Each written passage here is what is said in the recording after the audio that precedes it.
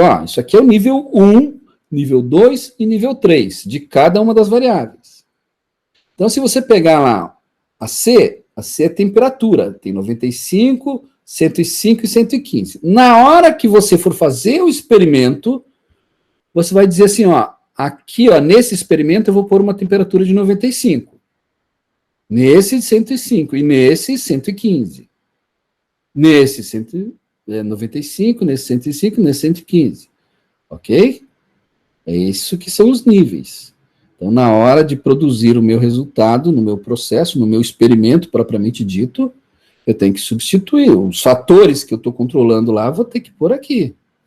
E esse gráfico de relação sinal-ruído, que tem todo aquele aparato matemático pesado, o Minitab te dá pronto.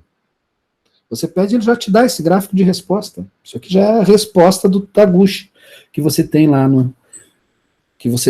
no Minitab. Tá bom? Por isso é a 8ª maravilha do mundo. Esse cara é fantástico. Com 18 experimentos, eu consigo obter os melhores resultados.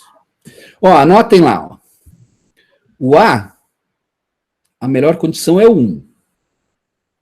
O B, a melhor condição é 1. O C, a melhor condição é 2. Então, 1, 1, 2. Vamos ver aqui, ó. 1, 1, 2. Ó. Opa, então tem uma aqui que está se aproximando. Depois não tem mais essa combinação.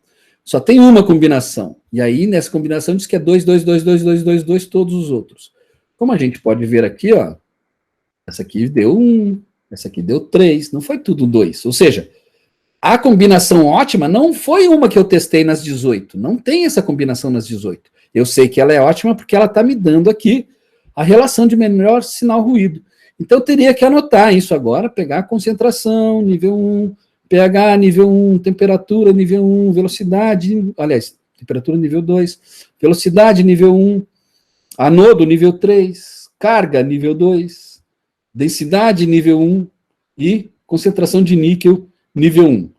Então, agora eu teria que pôr essas variáveis juntas, preparar o meu processo, garantindo que essas variáveis estão ali, e pôr o processo para rodar e medir o Y de resposta. E você vai ver que vai ser a melhor relação possível.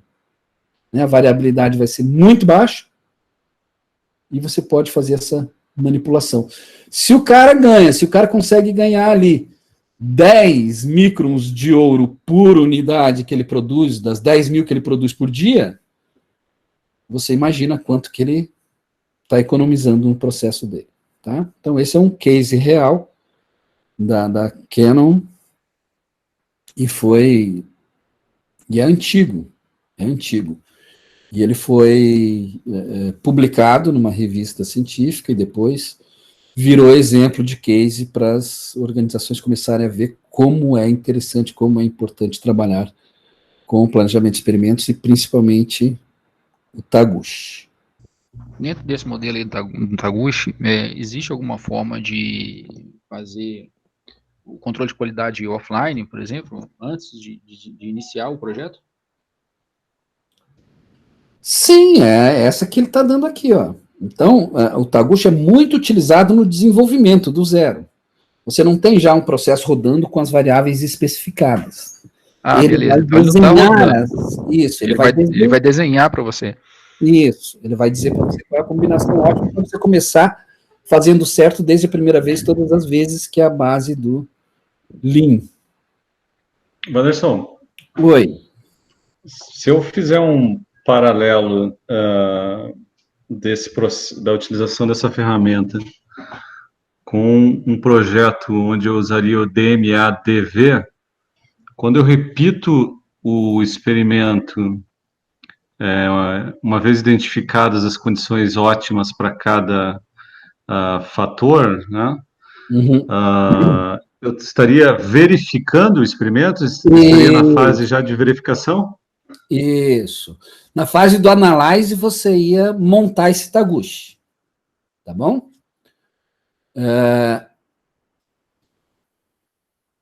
Na fase do projeto, você ia fazer o experimento. Você ia rodar o experimento, ia coletar as respostas, ia sair com essa especificação aqui, por exemplo.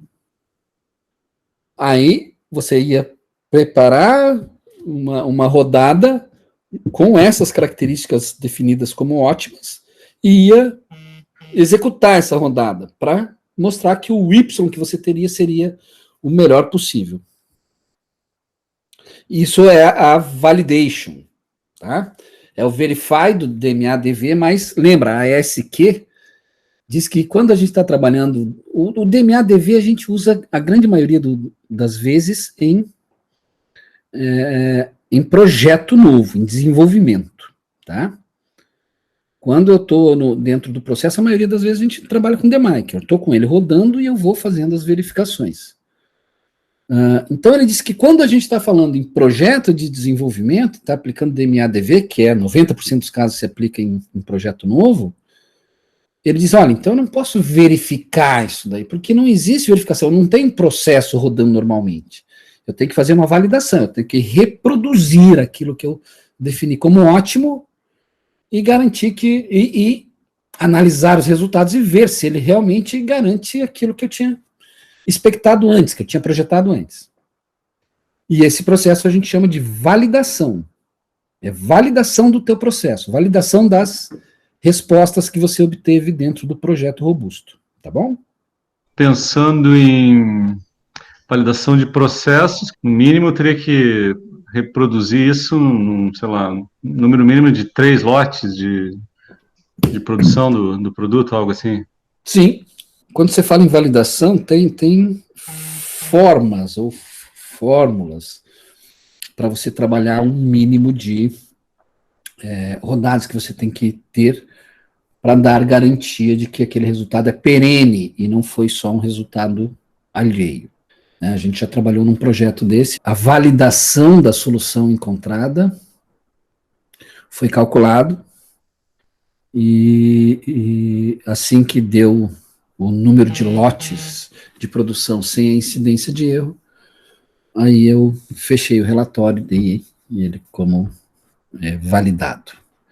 E aí dividi para todas as fábricas do mundo que eram interessadas no processo.